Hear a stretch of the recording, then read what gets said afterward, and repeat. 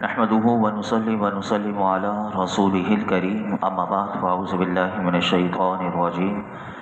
بسم الله الرحمن الرحيم وأنزلنا من السماء ماء بقدر فأسكناه في الأرض وإنا على ذهاب به لقادرون،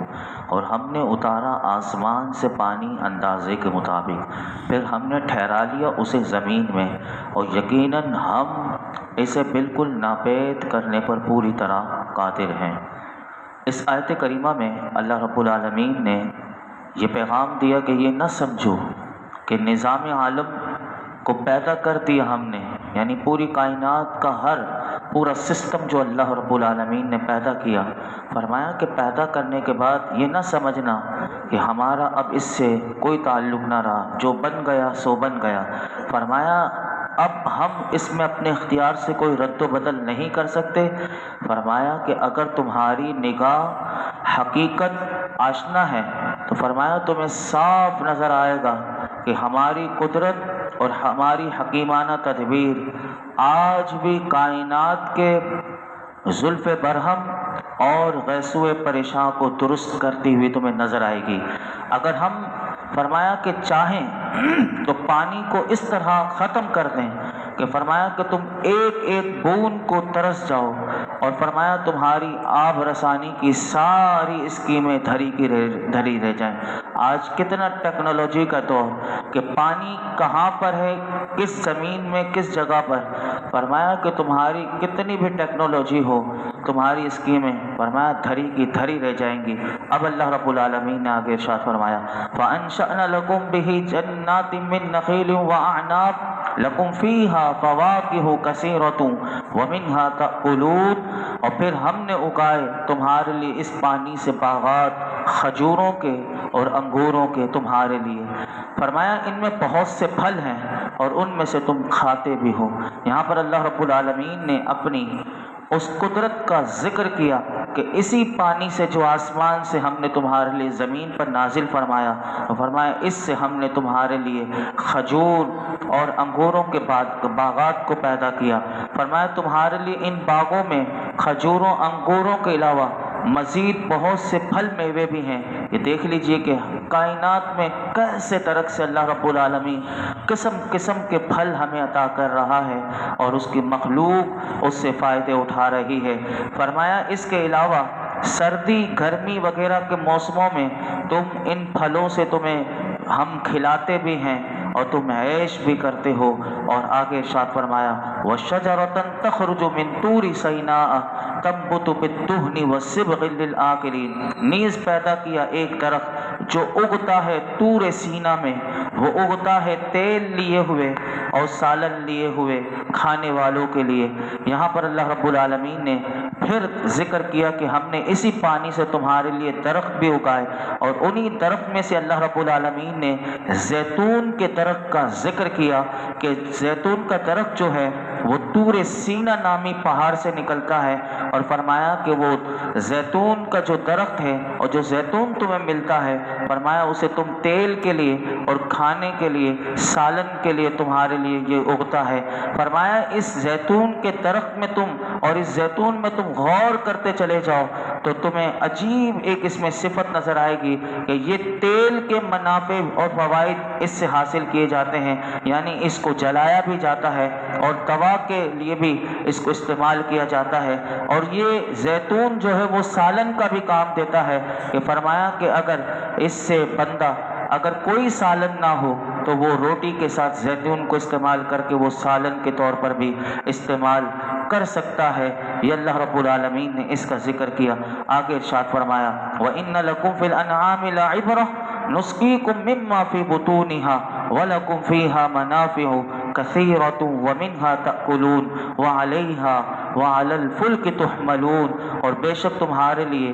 جانوروں میں بھی غور و فکر کا مقام ہے۔ ہم پلاتے ہیں تمہیں اس جانور سے، یعنی اس سے کیا پلاتے ہیں؟ فرمایا تمہیں اس دودھ سے جو ان کے شکموں میں ہے، اور تمہارے لیے ان میں طرح طرح کے بہت سے فائدے ہیں، اور ان کے گوشت سے تم کھاتے ہو۔ اور فرمایا ان پر کشتیوں پر تمہیں ہم نے سوار کیا، یعنی انہی جانوروں میں کچھ ایسی ہیں کہ جنہیں فرمایا کہ ان کے اوپر تم سواری کرتے ہو اور ان پر و کشتیوں پر تمہیں اللہ رب العالمین سوار کرتا ہے۔ اللہ رب العالمین نے اپنی قدرت کے استدلال کو چوتھے طور پر یہاں اسی آیت میں سورہ مومنون میں ذکر کیا کہ فرمایا کہ میری ایک نعمت کو یاد کرو کہ میں نے تمہیں مویشی دیے، جانور دیے، فرمایا کہ ان کے شکم میں غور کرو کہ خون بھی ہے،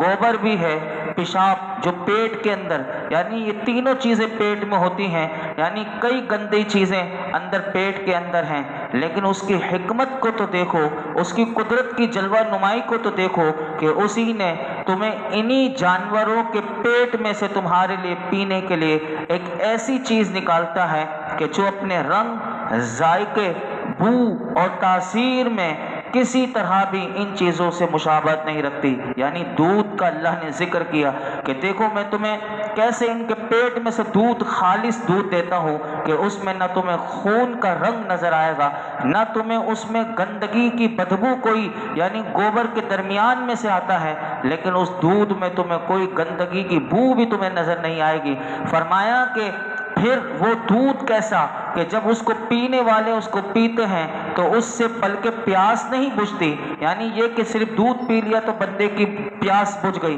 بلکہ فرمایا کہ اس دودھ میں ہم نے طاقت بھی ایسی رکھی، اس میں غذائیت بھی رکھی ہے کہ فرمایا کہ جو کسی اور غذا میں تم غور کرتے چلے جاؤ، یعنی دنیا کا کوئی سا بھی انسان مشروب پی لے، لیکن اللہ نے جو دودھ پیدا کیا ہے جانوروں کے پیٹ سے، فرمایا کہ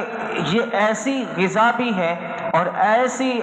عمدگی سے اللہ رب العالمین نے اس کو عطا کیا ہے، تو فرمایا کہ تم غور کرتے چلے جاؤ تو تم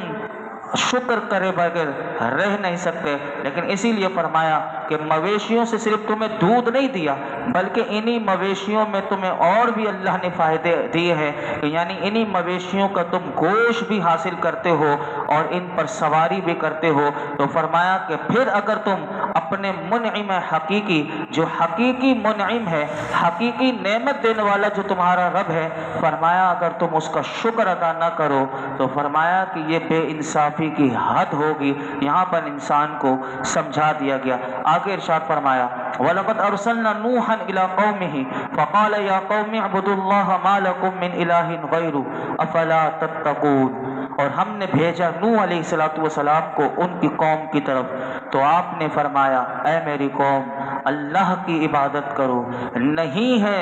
تمہارا کوئی خدا اس کے بغیر، کیا تم بت پرستی کے انجام سے نہیں ڈرتے؟ یہاں سے اب جو سورہ مومنون کا دوسرے رکوع کا آغاز ہو رہا ہے، اور اللہ رب العالمین نے اب یہاں سے جلیل القدر پیغمبروں کا ذکر سورہ مومنون میں شروع کیا، اور فرمایا کہ سنو کہ وہ جلیل القدر جو انبیاء تھے انہوں نے اپنی قوم کو اللہ کا پیغام پہنچایا، لیکن ان قوموں کی ذہنیت کیسی تھی تو اس کا بھی ذکر اللہ نے کیا کہ ان کی ذہنیت مسخ ہو چکی تھی، یعنی انہوں نے اپنی ذہنیت کو، جو سوچ، جو بچار، جو عقل اللہ نے دی تھی اس کو ختم کر دیا تھا، اور فرمایا کہ جو اللہ کے نبیوں نے انہیں پیغام دیا اور جو دعوت دی، جو ان کے اوپر اس کا ناموافق اثر ہوا، اور جو اعتراضات انہوں نے اپنے ان مخلص اور بے لوث رہنماؤں کے ساتھ کیے، اور ان انبیاء پر جن الزامات سے انہوں نے ان کو متہم کیا، فرمایا ان کی سرکشی کی وجہ سے انہیں جو عبرتناک سزائیں اللہ رب العالمین نے انہیں دی، اب یہاں سے ان کو تمام کو اللہ نے بیان کر کے کفار مکہ جو میرے آقا علیہ الصلوۃ والسلام کے زمانے میں تھے ان سب کو اللہ نے خواب غفلت سے جھنجھوڑا، اور فرمایا کہ اگر تم نے بھی جیسے پچھلی قومیں تھیں انہوں نے اپنے انبیاء کے ساتھ جس طرح کا طریقہ اپنایا تھا اور انہوں نے ان کی نافرمانی کی تھی، تو فرمایا کہ وہ باز نہ آئے تو ہم نے انہیں تباہ و برباد کر دیا۔ تو اے کفار مکہ، اگر تم بھی اپنی اس باغیانہ روش سے باز نہ آئے تو کہیں ایسا نہ ہو کہ تمہارا بھی انجام ایسا ہی ہولناک نہ ہو۔ یہاں سے اللہ رب العالمین نے سب سے پہلے حضرت نوح علیہ السلام کا ذکر کیا کہ انہوں نے اپنی قوم کی طرف جب آپ آئے تو اپنی قوم کو انہوں نے کیا دعوت دی؟ انہوں نے اپنی قوم کو کہا کہ تم اللہ کی عبادت کرو، نہیں ہے تمہارا کوئی خدا اس کے بغیر کیا تم بت پرستی کے انجام سے ڈرتے نہیں؟ تو آگے سے کیا جواب ملا سنیے، فرمایا فقال الملأ الذین کفروا من قومه ما هذا الا بشر مثلکم یرید ان یتفضل علیکم وَلَوْ شَاءَ اللَّهُ لَأَنزَلَ مَلَائِكَةً مَا سَمِعْنَا بِهَذَا فِي آبَائِنَا الْأَوَّلِينَ۔ قوم تو کہنے لگے وہ سردار، یعنی قوم کے جو سردار تھے انہوں نے کیا کہا حضرت نوح علیہ السلام کو، وہ کہنے لگے کہ جنہوں نے کفر اختیار کیا تھا ان کی قوم سے کہ نہیں ہے یہ مگر بشر تمہارا جیسا، یہ چاہتا ہے کہ اپنی بزرگی جتلائے تم پر، اور اگر اللہ تعالیٰ رسول بھیجنا چاہتا تم پر تو وہ اتارتا فرشتوں کو۔ ہم نے نہیں سنی یہ بات جو نوح کہتا ہے اپنے پہلے آباء و اجداد میں۔ یہاں پر اللہ رب العالمین نے اب ان کی ذہنیت کو بتایا، اور یاد رکھیے گا کہ ہمیشہ سے اہل ثروت یعنی جو دولت مند طبقہ ہوتا ہے، اور فرمایا کہ جو اصحاب اقتدار ہوتے ہیں یہ نیک لوگوں کی صالحین کی مخالفت میں ہمیشہ پیش ہوتے ہیں۔ کیوں ہوتے ہیں؟ فرمایا کہ ان کا وجود ہی یہی وہ لوگ ہوتے ہیں معاشرے میں کہ اہل ثروت یا اہل اصحاب اقتدار، فرمایا یہی وہ لوگ ہوتے ہیں کہ ان کا وجود ہی ساری خرابیوں اور فسادات کا منبع ہوتا ہے۔ آج کے دور کے حساب سے بھی آپ اس کو سمجھتے چلے جائیں۔ فرمایا کہ اگر ان کی اصلاح کی جائے تو کیونکہ اصلاح کی زد جو ہے اس میں ان کے اقتدار اور ان کے مفاد پر پڑتی ہے، اب ان کے خلاف سب سے پہلے اب جب ان کے اقتدار کی زد میں یعنی ان کی اصلاح کی جائے تو یہ ان کو بہت برا لگتا ہے، تو یہ جو سب سے پہلا ہتھیار استعمال کرتے ہیں، قرآن کہتا ہے کہ یہ استعمال یہ کرتے ہیں کہ یہ اپنی قوم کے لوگوں کو یہ کہتے ہیں کہ یہ نبی جو ہیں پہلے تو یہ اس طرح اپنی قوم کو سمجھاتے ہیں کہ یہ بشر ہے، یہ ہماری طرح انسان ہے، بھلا یہ بھی کبھی نبوت کے منصب پر فائز ہو سکتا ہے۔ یہ ہتھیار کیوں استعمال کرتے ہیں؟ سوال یہ آتا ہے کہ یہ بار بار قرآن بتاتا ہے کہ کافر کے جو سردار ہوتے تھے یہ بار بار یہ اپنی قوم کو یہ ہتھیار یہ والا استعمال کرتے تھے کہ یہ نبی ہماری طرح بشر ہیں۔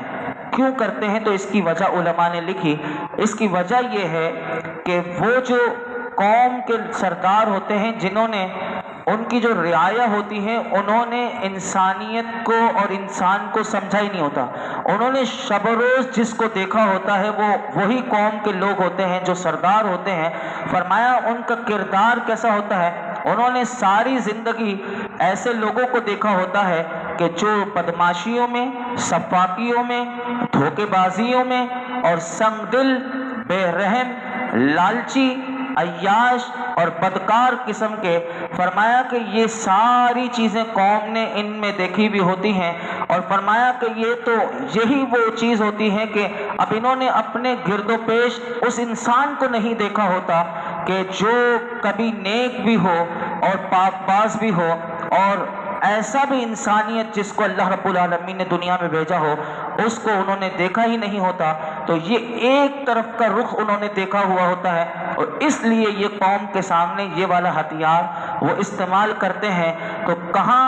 اب وہ دیکھتے، کیونکہ ان قوم کے جو بدماش ہوتے ہیں وہ اپنے اندر ہی وہ رکھتے ہیں، جیسے کہ اگر آپ آج کے دور میں دیکھیں کہ جیسے جتنی بدماش تنظیمیں ہوتی ہیں وہ اپنے اندر انہی لوگوں کو رکھتی ہیں، اب لوگوں نے جیسا ان کے ساتھ وہ رہتے ہیں تو ان کے اوپر بھی ویسا ہی اثر ہو جاتا ہے، تو اب انہوں نے کبھی اچھے انسان کو دیکھا نہیں ہوتا تو پھر ان کو پتہ ہی نہیں چلتا کہ کس پر بھروسہ کریں۔ انہوں نے جس کو جیسے کہ آج ہماری قوم کو اگر دیکھیں تو یہ جو نیا جس نے ریاست مدینہ کا نعرہ لگایا تھا تو اس نے کیا دکھایا تھا کہ اب قوم نے کہا کہ ہم نے سب کو دیکھا چلو اس کو بھی دیکھیں، لیکن جب قوم کو 4 سال کے بعد یا اب پتہ چل رہا ہے تو یہ ساری باتیں اب اسی طرح کا یہ قرآن یہی بات بتاتا ہے کہ یہ چیزیں وہ ہتھیار ہوتی ہیں کہ جو وہ استعمال کرتے ہیں اور لوگوں کے ذہن سے استعمال کرتے ہیں، اور انہوں نے اس انسان کو سمجھا ہی نہیں تھا کہ جس کو اللہ رب العالمین نے علم آدم الاسماء، جب فرشتوں نے بھی کہا تھا کہ مالک تو انسان کو کیوں بنا رہا ہے کہ جو زمین میں جا کر وہ خون ریزی کرے گئے، تو اللہ رب العالمین نے جب حضرت آدم علیہ السلام کو علم عطا کر دیا تھا تو پھر فرشتوں نے کیا کہا تھا کہ قال انی اعلم ما لا تعلمون، اللہ تعالیٰ کی بارگاہ میں کہا تھا قالوا سبحانک لا علم لنا، اے مالک تیرے لیے ہی پاکی ہے، ہم نہیں جانتے تھے کہ جو تو نے انسان کو سکھایا۔ تو یہاں پر بھی یہی بات علماء نے لکھی کہ انسان کی اس عظمت سے وہ لوگ جو تھے معاشرے کے جو کافر لوگ تھے، فرمایا کہ وہ اس سے یکسر ناشنا تھے کہ جو علم آدم الاسماء کی وجہ سے اسے مرحمت ہوئی تھی، اور وہ انسان کی اس بے پناہ خوبیوں اور بے کمالات اندازے سے قطعاً بے خبر تھے، اور انہیں پتہ بھی نہیں تھا کہ وہ انسان کہ جس کو نفخت فیہ من روح قرآن کہتا ہے کہ جس میں اللہ نے اپنی طرف سے روح کو ڈالا تھا اور اس کی برکت سے انسان کو بخشا تھا۔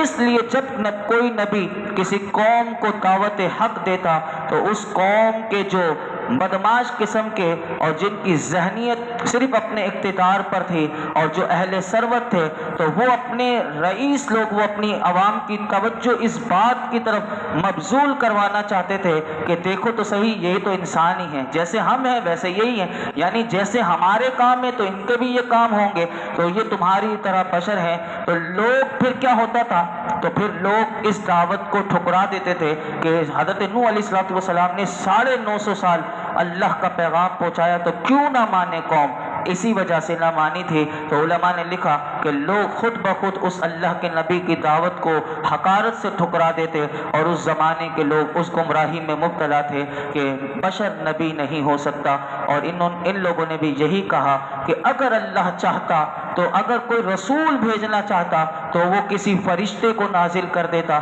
وہ سمجھتے تھے کہ انسانوں میں سے کوئی بشر ہو ہی نہیں سکتا۔ تو آج کل کے بھی بعض لوگ علماء نے لکھا اسی غلط فہمی میں کا شکار ہیں کہ نبی بھی ہماری طرح کا بشر ہے۔ فرمایا کہ یہ وہ فکری لغزش ہے کہ جو اپنے نتائج کے لحاظ سے کچھ کم خطرناک نہیں ہے۔ آج کے لوگ بھی یہ معاشرے میں پائے جاتے ہیں، اور اس طرح کی ہی لوگوں کو نبی کا تعارف اسی طرح سے کرواتے ہیں۔ پھر کیا ہوا، ان اہل ثروت لوگوں نے جو دوسرا ہتھیار استعمال کیا تھا وہ یہ استعمال کیا تھا کہ وہ یہ کہنے لگے کہ اہل پرست اور دنیا پرست لوگ کہ یہ کیونکہ بے غرض لوگ تھے، اللہ کے نبی جو تھے انہیں کسی سے کوئی غرض نہیں، اور یہ خدا پرست تھے اور یہ تھے اہل غرض۔ تو ان اہل غرض اور دنیا پرست لوگوں نے ان بے غرض اور خدا پرست ہستیوں کے خلاف یہ دوسرا استعمال یہ کیا کہ اپنی قوم کو تو ایک بات یہ کہی کہ یہ ہماری طرح انسان، دوسرا ہتھیار یہ استعمال کیا کہ یہ خود بڑا بننا چاہتا ہے، اور فرمایا کہ انہیں اقتدار کی ہوس ہے، اور اصلاح اور ہدایت کی یہ جو تحریکیں لے کر آئے ہیں یہ سب غلط ہے۔ ممکن ہے کہ علماء نے پھر لکھا کہ اس زمانے میں کچھ لوگ ایسے بھی تھے، کیونکہ جہاں اچھے ہوتے ہیں وہاں برے بھی ہوتے ہیں، اور کچھ لوگ عقل بھی استعمال کرتے ہیں۔ تو علماء نے یہاں پر یہ بات بھی لکھی کہ وہ انبیاء اور دیگر مصلحین کی نیکی اور تقوی کے دل سے قائل ہوں، لیکن اپنی دنیاوی جاہ و حشمت کے لیے وہ ایسا بے بنیاد الزام اللہ کے نبیوں پر وہ لگا رہے تھے، وجہ کوئی بھی ہو۔ فرمایا اہل غرض، جس کی جو غرض ہوتی ہے، فرمایا ان کا دیرینہ یہ حربہ ہے، ہتھیار ہے کہ جو وہ اہل حق کے خلاف استعمال کرتے ہیں اور اب بھی کرتے ہیں، اور شاید اس وقت تک کرتے رہیں گے کہ فرمایا جب تک عوام کی وہ آنکھ پوری طرح نہ کھل جائے کہ جو نیک اور بد، مصلح اور مفسد، مخلص اور خود غرض میں امتیاز کر سکے۔ آج بھی قوم کی آنکھیں بند ہیں اور پتہ نہیں چلتا کہ کون صحیح ہے کون غلط ہے۔ جس دن قوم کی آنکھ کھل گئی اس دن قوم اگر ایک ہو گئی تو پھر قوم کو کوئی نہ لوٹ سکتا ہے نہ ان کے اوپر ظلم کر سکتا ہے۔ یہ جو اہل اقتدار اور اہل غرض لوگ ہوتے ہیں یہ اسی طرح اللہ کے نبیوں کے خلاف بھی وہ حربہ استعمال کرتے تھے۔ آگے قرآن ان کی پوری ذہنیت کو اور بتاتا ہے، کل ہم سماعت کریں گے۔ اللہ رب العالمین ہمیں ہر قسم کی بے راہ روی سے اور دشمنوں کی چالوں سے اللہ رب العالمین ہمیں محفوظ فرمائے، اور ہمیشہ ہمیں حق حق کا ساتھ دینے، حق کو اللہ تعالی ہمیں حق دکھائے اور اس کی پیروی کرنے کی توفیق عطا فرمائے، باطل کو باطل دکھائے اور باطل سے بچنے کی اللہ تعالی ہمیں توفیق عطا فرمائے۔ الحمدللہ رب العالمین والصلاة والسلام علی سید الانبیاء والمرسلین وعلی آلہ واصحابہ اجمعین۔ یا اللہ پاک جو کچھ ہم نے سنایا اس میں کوئی غلطی کوتاہی ہو معاف فرما، اپنی بارگاہ میں قبول فرما۔ رب کریم قرآن حکیم کا فیضان عطا فرما، نماز عشاء درود پاک پڑھنا اپنی بارگاہ میں قبول فرما۔ رب کریم ہم سب